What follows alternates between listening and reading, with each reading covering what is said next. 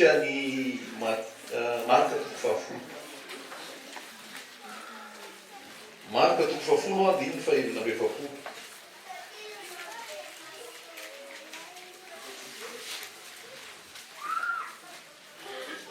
Marika toko fahafolo andininy fahelina amby efapolo.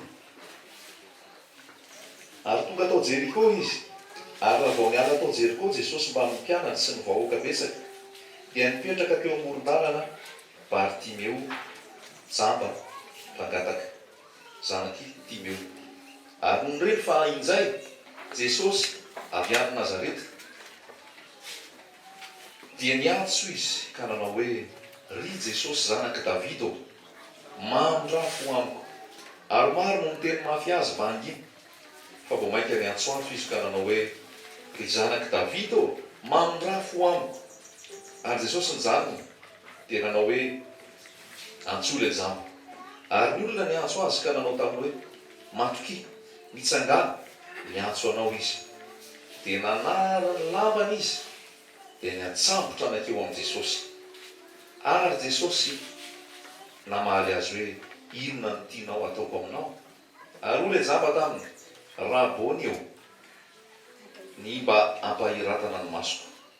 Ary hoy Jesosy taminy, mandeha any ianao, ny fononao no efa namonjy ianao.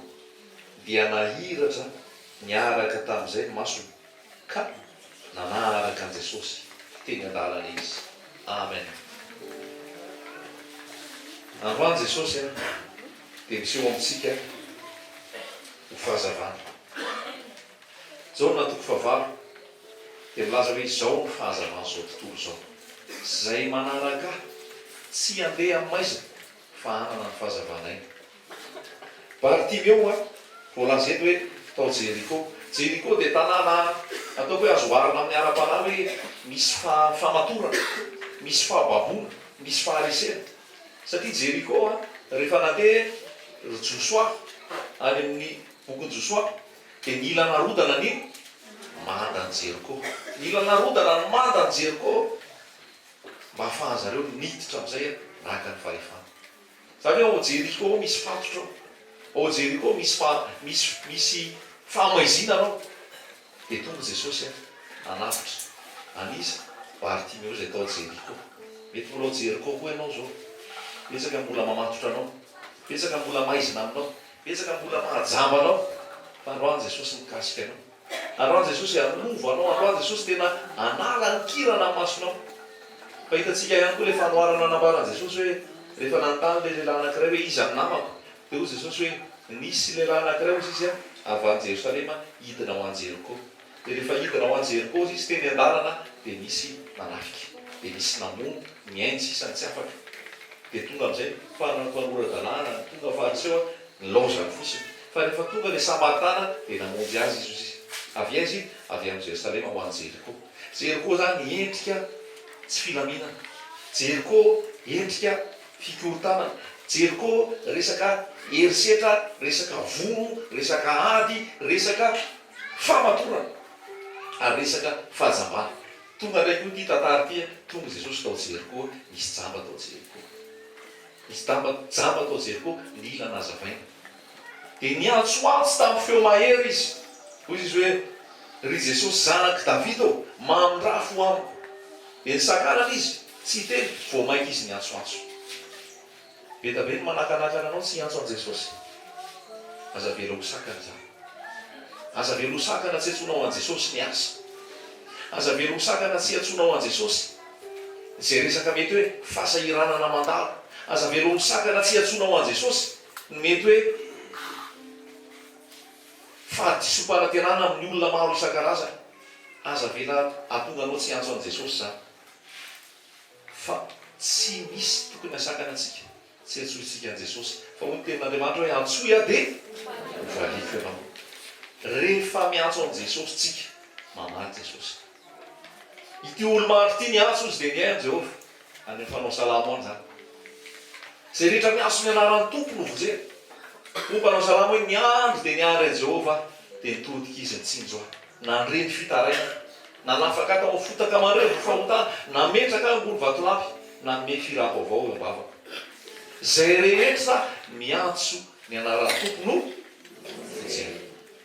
Apetraka amintsika tsirairay avy zany fa ty Bartimeo ty jamba ara natoraly mihitsy, jamba mihitsy ny maso, fa niantso an Jesosy izy, nampahiratra azy Jesosy, mahery Jesosy, mpanjaka Jesosy, ambony Jesosy io, ary mpahary créateur Jesosy. Tsisy olona mahay manao maso zany afa-tsy Andriamanitra. De Jesosy mihitsy nisy maso nampahiratra any Bartimeo. Tsy antso olombelona tsika fa Jesosy antsoina. Averiko foana zay afaky zay hoe ianao rehefa mivavaka mirindrina ao amin'ny efitranao mangingina, de ny rainao zay mahitanao ao mangingina mamaly anao. Halleluja. Tsy miteny hoe dana makany amin'ny zao fa miteny mihitsy hoe midiro amin'ny efitrao mangingina. Hanetanana atsika mihitsy zany fa tena azoto hivavaka tsika, azoto ametraka momba atsika eo amin'ny Jesosy, azoto tena hoe iankohaka ary hitondra ao anatrehan'i Jesosy sy ny momba atsika rehetra. Halleluja. Inona le teny voazara tamin'ny herinandro tamin'ny herinandro hoe apetrao aminy fanahinareo rehetra. Betabe hoe zavatra nampanahy tamin'ny herinandro iny. Betsaka. De napetraka tamin'i Jesosy. Halleluja. De tomma izy ozy miahanareo. Izy miahanareo. De tena apetraka amintsika ny tsirairay avy ny teny Bartimeo, jamba fa rehefa tafahoana tamin'i Jesosy nahiratra. Halleluja. Rehefa nahita an Jesosy dia nahiratra. Ny olona rehefa jamba dia inona le toetra ny Bartimeo teo aloha? Bartimeo izy dia nipetraka teo amoron-dalana, jamba sady mpangataka. Zay ny plasy misy azy. Nipetraka teo amoron-dalana, jamba nangataka. Ao anatin'ny fahoriana zany, ao anatin'ny fitadiavana zany, ao anatin'ny ataoko hoe miandry dia fiansan'olona zany. Zay ny toetra, zay ny zavatra nisy teo aminy. Mila mantsapitsika hoe ao anatin'ny fahazavana. Fa rehefa ny tompo malala hoe fonjeo tompo hazavao amin'izay rehetrarehetra maizina amiko, dia ny tompo avy manokatra masika. Amin'ny famarinana rehetra araka ny tenin'Andriamanitra. Tenin'Andriamanitra dia milaza any amin'ny Isaia ihany hoe tsy misy jamba ohatran'ny mpanompoka izy. Betabe kely jamba mpanompon'Andriamanitra. Jamba dia jamba ao anatin'ilay resaka fampianaran-diso e. Ohatran'ilay hoe fahafolo-karena. Mamatotra zany. Satria lalàna. Ary ny tenin'Andriamanitra milaza mihitsy any amin'ny Galatiana 5 hoe nareo izay mbola te ho ao amin'ny lalàna dia mbola ambany miozona nareo. Ianareo izay mbola te ho ao ambanin'ny lalàna ary te ho amarin'ny lalàna mbola ambany miozona ianareo. Fa rehefa ao amin'i Jesosy, lalàna ny fanahinaina manafaka. Fanamasina no mitarika anao, fanamasina no manazava anao, fanamasina no mitondra anao any amin'izay hitondrany sy amin'izay fombany.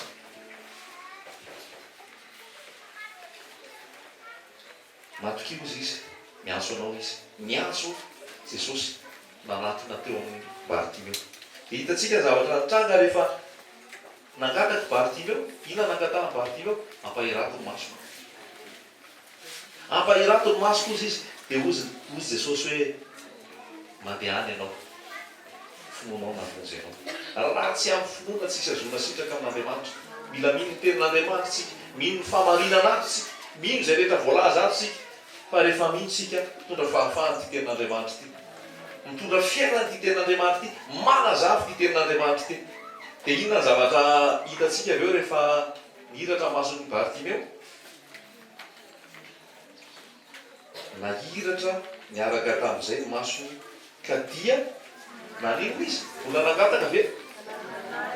Nanaraka an Jesosy, taiza? Teny an-dalana. Talohan'ny nahirata masony dia taiza izy? Teny amoron-dalana. Nanino? Mipetraka. Nanino? Nangataka. Fa rehefa tafahoana tamin'i Jesosy izy ka nahiratra ny masony, teo an-dalana amin'izay izy fa tsy tany amoron-dalana intsony. Tao an-dalana mihitsy satria tao amin'ilay lalana sy famarinana ary fiainana. Ary tsy mipetraka intsony fa nandeha nanaraka an Jesosy ary tsy nangataka intsony atao amin'i Jesosy. Satria nahoana? jesosy ny fahafenoana. Kolosiana toko voalohany toko faharoa, jesosy ny fahafenoana. Tsy ho feno mihitsy le baka ao anatsika raha tsy jesosy no mameno antsika, raha tsy jesosy no mazaka ao anatsika, raha tsy jesosy mihitsy no mibahana ao anatsika, tsy ho feno le baka ao anaty. Halleloia. Apetraka amintsika izany teny zany. Mbola stadiny eo amin'ny fahajamana ve, mbola eny amoron-dalana ve, mbola zaba ve, mbola mangataka ve. Fa rehefa tafahoana amin'ny Jesosy, mitsanga, miara, mandeha eny an-dalana miaraka amin'ny Jesosy. Izany lalana sy famarinana ary fiainana. Ho fantatrao fa tsy ny trano ny fiangonana, fa ianao ny fiangonana. Ho fantatrao fa tsy ampafolo no menao a Jesosy, fa zato isan-jato dia an'ny Jesosy ny mombanao rehetra. Ho fantatrao fa ianao dia tempolo ny fana masina, ankohonana masina, fiangonan'Andriamanitra. Ho fantatrao fa ny zava-dehibe dia le fahamasinana. Mialohan'izay zavatra rehetrarehetra atao. Inona koa ny zavatra mahafinaritra be tamin'ny Bartimeo tao? Rehefa natsoina izy dia inona natao? Nariny ny lambany. Dia ny antsampotoizina kely an' Jesosy. Ino io lamba io? Io le toetra taloha io. Esorina ny lolo-po. Ny olona misy lolo-po zany tsy miditra amin'ny fanjakan'Andriamanitra. So dia mahay mihira be, mahay mitoro-teny be, mahay mivavaka be. Sy ny sisa nefa misy lolo-po, tsy miditra any an-danitra ny lolo-po. Tsy miditra any an-danitra ny lolo-po. Ny olona tsy mahay mamela heloka, fa manana alahelo aman'olona, manana fahatezerana aman'olona. Jesosy dia niteny mihitsy hoe, za miteny aminao fa ianao raha voatezitra amin'ny rahalahinao fotsiny, efa miendrika singa vato be atao amin'ny soroka ao dia aletsy any an-dranomasina ianao. Na iza tezitra amin'ny rahalahina, na iza teny hoe foka ialahy, na hoe insensé, na hoe adaly ianao. Mendrika alefa any fahaverezana zany ozy. Manahoana ny toetrantsika? Efa miala ve izay lamba maloto rehetra izay? Lolo-po, tsy famelan-keloka, tsy fitiavana, fitiavan-tena, fifosafosana, tsy fahamarinana rehetra. Arina daholo zany rehefa tonga ao amin'i Jesosy. Diovina ianao ao amin'i Jesosy. Miala zany rehetrarehetra zany dia mitafy fitafiana vaovao. Inona fitafiana vaovao? Fitiavana Jesosy. Romana 3:10 dia milaza mihitsy hoe hitafio Jesosy. Hitafio Jesosy aza miany amin'ny mofa tanteraka ny filany. Rehefa tonga ao amin'i Jesosy, fanjakan'Andriamanitra, fanjakan'ny fitiavana. Tiava ny namanao, tiava ny fahavalonareo, mivavahona izay manenjika anareo. Avo be zany. Ahoana ny havitanana izany raha tsy Bartimeo miantsambotra any amin'i Jesosy? Tsy ho vitanao mihitsy ny tia ny fahavalo ary hivavaka ho an'ny fahavalo raha tsy eo amin'i Jesosy. Tsy hay any amin'ny fianarana baiboly zany, tsy hay any amin'ny tokom-pivavahana zany, ao amin'i Jesosy ny aizana an'izany. Ao amin'i Jesosy ny aizana an'izany hoe raha noana ny fahavalonao, eo anina izy. Raha mangetaheta izy, meo rano izy isotroana. Fa raha manao an'izany ianao, manambatra vainafo ho andohany ianao. Zay le zay davontoana. Mitafy famorako, mitafy fiantrana, mitafy famelan-kely, mitafy famorana. Ny zava-dehibe fahalemem-pana. Ny zava-dehibe amintsika nge avana malala dia izao ny toetrantsika mila miova rehefa ao amin'i Jesosy. Ny toetrantsika mila miova ao amin'i Jesosy. Manahoana ny fiainantsika isan'andro san'andro, ahitana ny toetran'i Jesosy ve.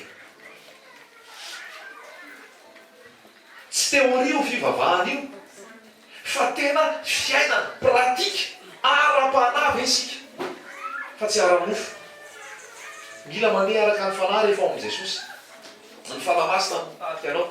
Tsika nge voavotsy ara-panahy. Ianao raha voabebaka eto ianao manaiky an'i Jesosy, voasoratra ny lanitra ny anaranao. Fa mandrapatonga Jesosy eny amin'ao lanitra, toetranao ovain'i Jesosy.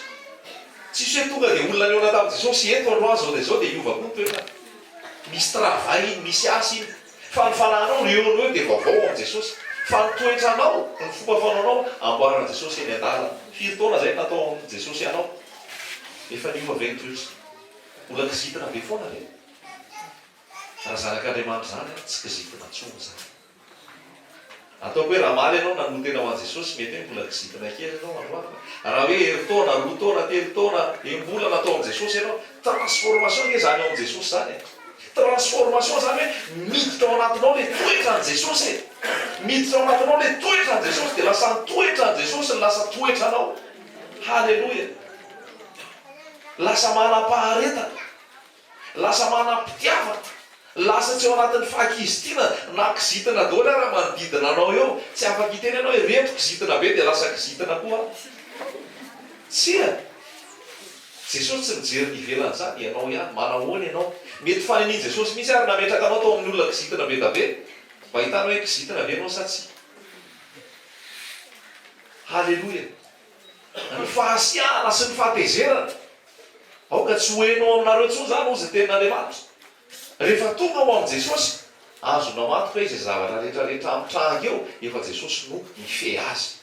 Ka tsisy tokony menomenomako intsony, tsisy tokony hasiahako intsony, tsisy tokony hatezerako intsony, satria efa fehezin' Jesosy io. Matoa zavatra ray izay mitranga, sotra Jesosy io, zavatra rehetra miara-miasa mahasoa izay tianao.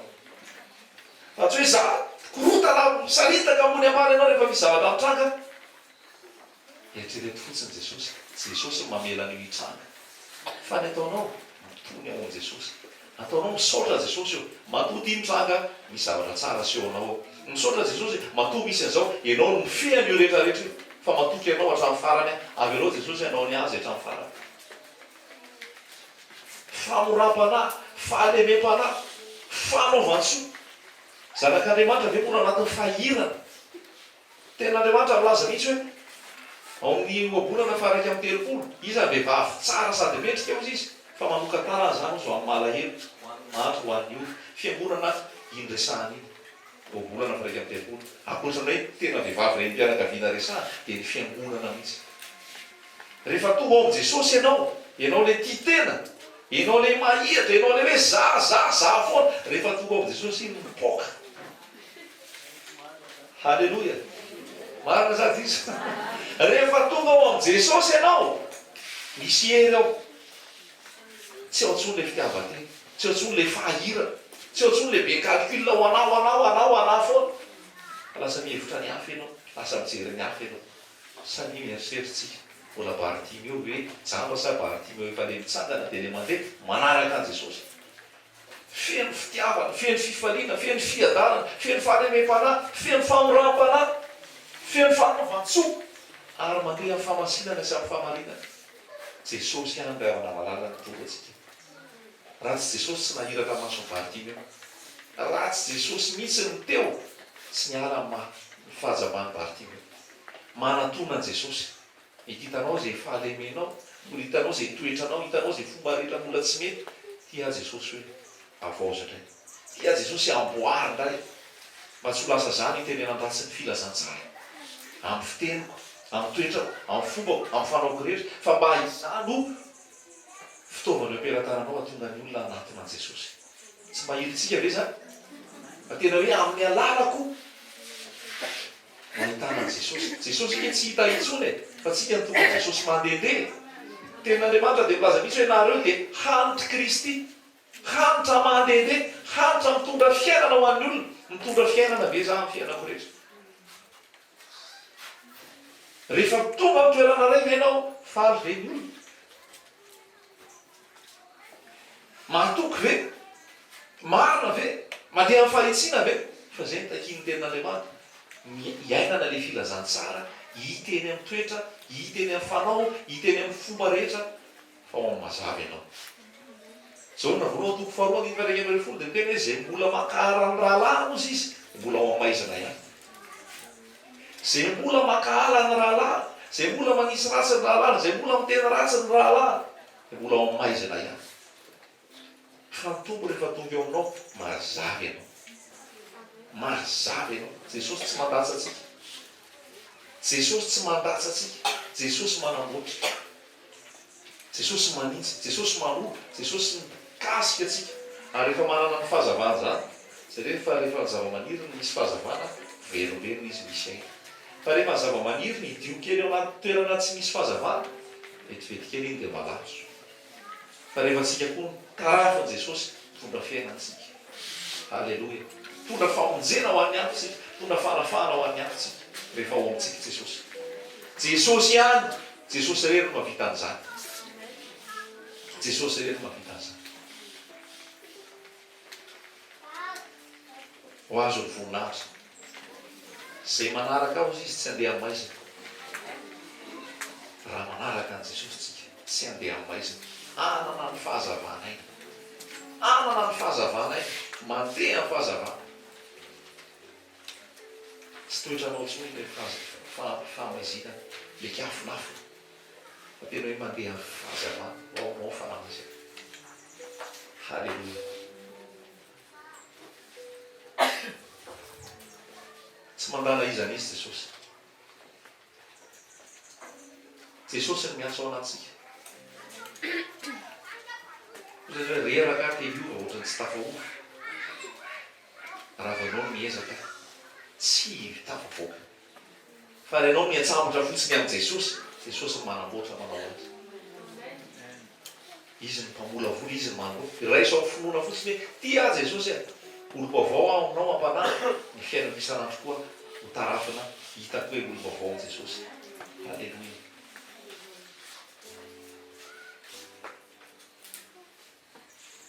ndao tsika hivavaka mahita ny fontsika jesosy, mahita ny saitsika sy ny momba antsika rehetra. mitenena araka ny fomba hitenenanao azy. raha hitanao fa mila famonjena ianao, mila fanafana ianao, mikikiaza tahaka ny Bartimeo mandrafo amiko jesosy afao a jeo a amarino a fa raha zanaka manafaka dia manafaka. Vavaha io toerana fa hiala zay fahazavako rehetra hoe jesosy.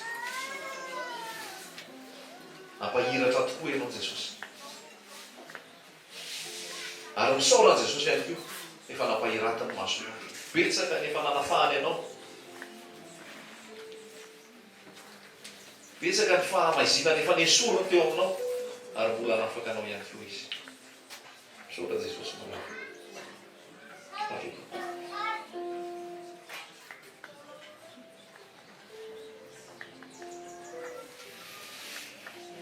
teneno aminy fiainanao rehetra, sory eo aminy ny zavatra rehetra, manapa-hevitra ho azy manontolo.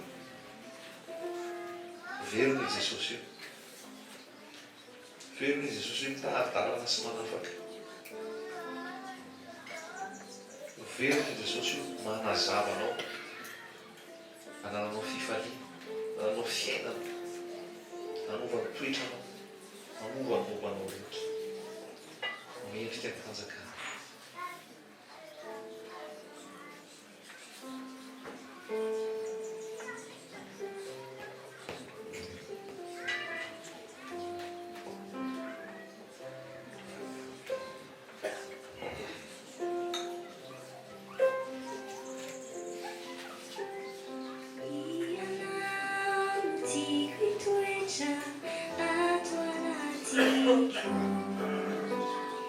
Ia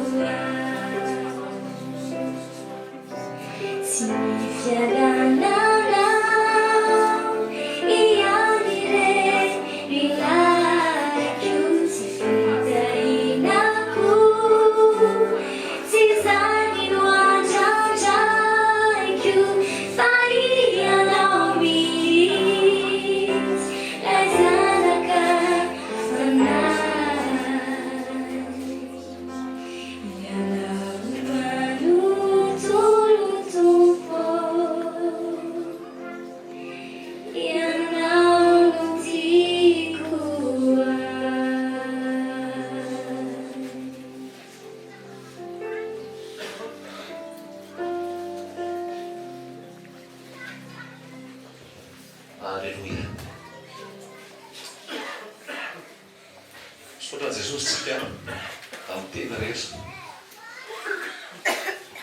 Tena latsaka ny anatsika izay le fotoana farapara mianao fiverenan'i Jesosy.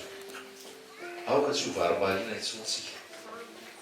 Aoka tsika hifantoka amin'ny Jesosy fotsiny. Jesosy ny fahafenao. Izy andraikitra ny mombanao rehetra. Ny vady aman-jany koa ny ankohonanao ny mombanao rehetra. Fa Jesosy atao lohany. Jesosy atao mpanjaka amin'ny fo. Jesosy any araka le hira teo hoe tena ianao mihitsy Jesosy ny rivotra atao anatiny. Na hoela na oainga na hiverenanao tena Jesosy. Fa za miteny anareo fa hitarika anao Jesosy. Raha tena amin'ny alina ianao tena foazin' Jesosy ianao dia misy hira fiderana mandeha anatiny. Amin'ny alina ianao dia foazin' Jesosy ianao dia asainy miarana fotsiny anao mamaky baiboly. Tenenany teny ao anatinao. Amin'ny alina ianao dia ampanofisin'i Jesosy. Omeny nofy izay mitarika anao amin'izay zavatra tokony atao. Fanamasina no mitarika anao amin'izany rehetra. Maro voafatotra mbola mila anao hitondra fanafana. Izay ny antony ity toerana ity le fotoana tsy hitazona antsika eto mihitsy. Fa rehefa mandray an' Jesosy, tsika mahafantatra an' Jesosy, tsika any amin'izay misy antsika any tsika hanambara an' Jesosy. Hanambara an' Jesosy. Efa nahazo ny fiainana ianao, nahazo ny famonjena ianao, nahazo le rano madito ao amin'i Jesosy ianao, mandeha Lazarao maimaimpona. Halleluia. Mandeha Lazarao maimaimpona. Fa betsaka ny mila famonjena. Ary io ianao izay mandray famonjena miteny. Aza miteny ianao tsy mahay. Ianao miteny tsy mahay mihitsy Jesosy mampiteny ianao. Miteny ianao hoe tsy mahavita ninonina. Fa ny Jesosy le tsy mahavita ninonina mihitsy ny ampiasainy. Halleluia. Le tsy mahavita ninonina mihitsy ny ampiasainy satria amin'izay fotoana izay Jesosy nomena voninahitra fa tsy le olona. Halleluia. Dia samy tena mahery ao amin'i Jesosy. Samy tena mahery ao amin'i Jesosy. Raha sitrapon'i Jesosy amin'ny sivy amin'ny herin'ny androany misy fotoana indray eto ho an'izay afaka, ho an'izay maniry, ho an'izay mangeta eto dia afaka toboka foana amin'ny arakaraka ny fahafahana. Fa isika miara ao amin'i Jesosy, miara maloso ao amin'i Jesosy, miara mitombo ao amin'i Jesosy. Rehefa mitarika ianao amin'ny zavatra hafa indray Jesosy, inoy foana ny fanamasina. Hoe aiza indray ny tiany Jesosy aleha, ina indray ny tiany Jesosy atao, inoy ny fanamasina. Fa tsika tsy ambany vata famarana, tsika tsy ambany rafitra sy fombafomba ka tsy maintsy izao, tsy maintsy izao, fa mifanahy mitarika. Aiza indray ny tiany Jesosy atao anatiny. Fa ny zava-dehibe ao amin'ny sitrapon'i Jesosy. Ao amin'ny sitrapon'i Jesosy. Dia izay le teny tamin'ny herin'ny androany le hoe ny fanamasina mitarika olona amin'izay tiany aleha. Fanamasina mitarika ny olona rehefa tiany tonga ny olona fa tsy manao publicité. Zay le zay tsika tamin'ny heriny. Dia misaotra antsika ny amin'ny hoe fiaroantsika amin'ny fanamasina, tsarika antsika amin'ny marina rehetra. Tamin'ny herin'ny androany le lazaintsika hoe indraindray tsika mandany andro sy mandany vola amin'ny publicité, amin'ny kisarisary, amin'ny banderole, amin'ny postera sisy. Fa ny tompo rehefa ao anatinao ny fanahy, mitarika anao izy, mitarika anao izy, mitonga ny olona mihaino tenin'Andriamanitra. Zava-dehibe fitarian'ny fanahy. Zava-dehibe fitarian'ny fanahy. Misoratsika saray avy mahatsiaro am-bavaka. Azao fiarahana mitovy zao, mahatsiaro am-bavaka amin'ny asa izay apetraky ny tompo eo anoloana. Misorany amin'ny fanohanana ara-kevotra, arak'asa, ara-pitaovana, ara-bola. Misoratsika saray avy amin'ny zavatra rehetrarehetra. Fa zava-dehibe ny fanohanana. Eto tsisy resaka hoe cotisation, tsisy hoe rakitra, tsisy hoe adidy mila aloha. Any tompony asa, dia izy no miasa araka ny vokatra. Izy no mamatsy. Ozy izy hoe be ny vokatra fa mampiasa ny vitsy. Dia mangataha amin'ny tompo mba haniraka olona izy hitory. Ary mangataha koa izy amin'ny tompo vokatra fa ny tompo vokatra no matsy amin'izay rehetrarehetra mila atao. Dia isaorana an' Jesosy fa Jesosy ny miasa. Raha raisitsika ohatra zao hoe tamin'ny herinandro iny fampianaranao antsika koa le izy. Hoy ten'Andriamanitra hoe izay ataon'ny tananao ankavanana, azavela fantatry ny tananao ankavia. Azavela fantatry ny tananao ankavia. Dia tamin'ny herinandro nisy ny asa dia niantso anahy izy. Misy entanao ty ozy izy. Fa entana avaiza ho entana avy any an-tafo izy. Eo dia aty akondrano misy dia hoe izy nanontany hoe ngatsy mba misy toerana afaka mionana akaiko izy. Dia zako everiko hoe le orinasa tompo mpanao livraison entana ireny izy ka izy misy ny avy any an-dafy mitondra lenta. dia niaona zay avy eo inona ho any entana zaho ale natsonao tamin'le resaka entana dia akale entana navoaka ny avaly le entana navoaka n'le malety zay da tao anatiny dia sokafana le izy a micro tao anatiny tao ty micro ty tao a dia ty micro ty tao a dia mila misy micro sans fil ray a dia nanotaniko izy ho ana mehanty tsy mety hiteny izy dia za zany tsy mahalala le namehanty ako zao fotoana fa Jesosy miasa dia mamasy fotsiny any tsy fantako izy namehanty fa Jesosy mamasy dia misaotra Jesosy tsika fa izy manao izy zany miasa izy manao zavatra rehetra izy miasa rehefa misy zavatra tiany atao ary araka sitrapolo ny tiany atao izy manao an'io rehefa tiany anao alefa ho any Canada itory tsy hanao opération sika opération Canada izy tonga dia maniraka anao hoe iny a manana manday ianao manana mission ianao manana fanamasina ianao alefa tompo makany ianao itory teny rehefa am'teny koa zay makany mahity rano ianao izy no manao zavatra rehetrarehetra tia nalazaina amintsika zany hoe tena miasa Jesosy ary mamoana antrano dia raha ohatra moa manaraka an'ity vidéo ty le olona nameana izy dia isaorana anazy ihany koa fa ny tompo no miasa tao aminy ary isaorana anazy koa fanetretenany mamafy amin'ny fanjakany lanitra izy zay le manao investissement any an-danitra dia amina million maromaro no natao zany tsy haiko hoe na firy million na firy fa dia tompo miasa zava-dehibe zany isaorana anazy isaorana Jesosy tiana tenena amintsika hoe Andriamanitra io tsy matory fa malala hoe tia indray ho any any tia indray ho anisy tia indray ho anisy tia indray ho an'izao fa matoky azy sika hatramin'ny farany dia zay le fizoroana vavolombelona tiako zareo amintsika hoe miasa amin'ny zavatra rehetra ny tompo efa hitako ngava le micro fa ohatra misitisitina fil le aka fil sisiseko tompo le micro ao anatiny zay fizoroana vavolombelona veriny Jesosy mahery izy matoky azy hatramin'ny farantsika amen. Hallelujah.